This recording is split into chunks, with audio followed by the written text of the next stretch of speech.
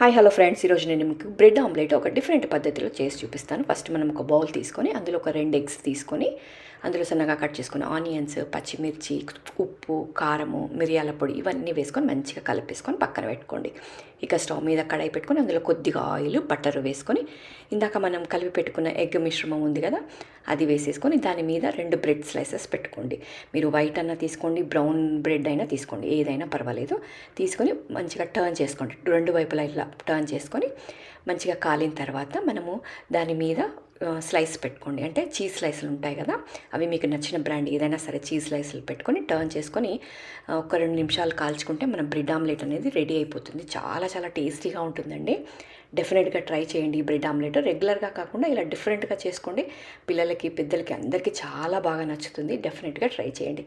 మరిన్ని వీడియోస్ కోసం మీరు నా ఛానల్ని ఇంతవరకు సబ్స్క్రైబ్ చేసుకోకుండా చూస్తూ ఉంటే తప్పకుండా సబ్స్క్రైబ్ చేసుకోండి, లైక్ చేయండి, షేర్